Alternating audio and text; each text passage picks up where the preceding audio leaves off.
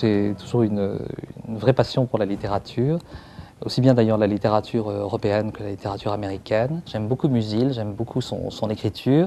J'aime bien aussi Yourcenar, justement pour des études de personnages extrêmement fouillés, et puis pour une connaissance un peu encyclopédique qui m'a toujours assez fasciné. Et bon, j'ai déjà écrit d'autres livres, mais c'est le premier roman que je publie.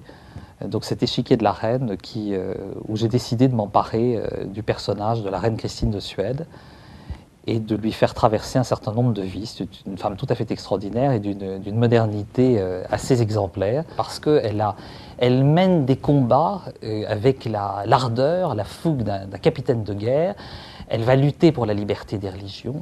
Elle va lutter pour une liberté d'opinion totale dans le domaine politique, dans le domaine économique, dans le domaine scientifique, dans le domaine littéraire, et puis aussi une certaine façon de prendre son existence en main et de vouloir tout, le meilleur, et de s'approprier une autre destinée qui était la destinée qu'elle devait avoir, qui était de régner sur un pays durant toute sa vie.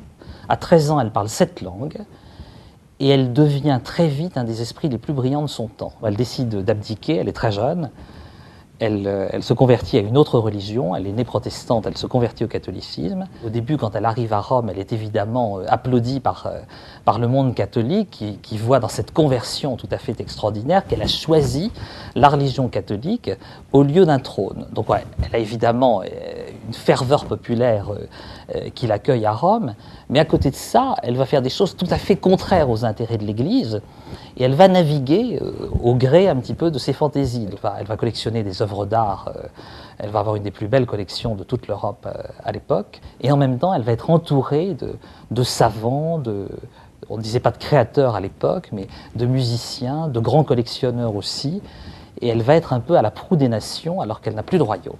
L'histoire, pour moi, c'est une toile de fond. Et après avoir écrit des livres d'histoire, j'ai eu envie d'écrire un roman pour justement donner à cette femme toutes les libertés qu'elle avait envie d'avoir entre ses mains. Et donc la liberté de prendre des amants, la liberté de tuer aussi, qu'elle n'avait pas quand elle régnait. Et j'ai eu envie de réellement entrer dans le monde du roman.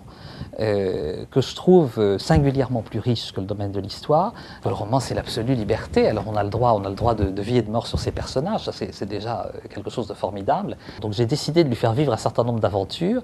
Elle va essayer de reconquérir un ou plusieurs trônes, et puis en même temps, elle va avoir une passion tout à fait extraordinaire pour un homme qui porte les habits de l'Église, qui est un grand dignitaire de Rome, qui est le cardinal Azzolino, et donc qui sera en fait l'amour de sa vie. Le premier amour a fini tragiquement, et le second amour, eh bien, je vous laisse découvrir ce qu'il en sera, puisqu'il va l'accompagner toute sa vie. Mais je pense qu'on ne peut qu'être amoureux de Christine de Suède, parce qu'elle incarne toutes les femmes possibles. Elle est à la fois, elle incarne la colère, elle incarne la passion, elle incarne l'amour, elle incarne la ferveur, elle incarne le courage aussi.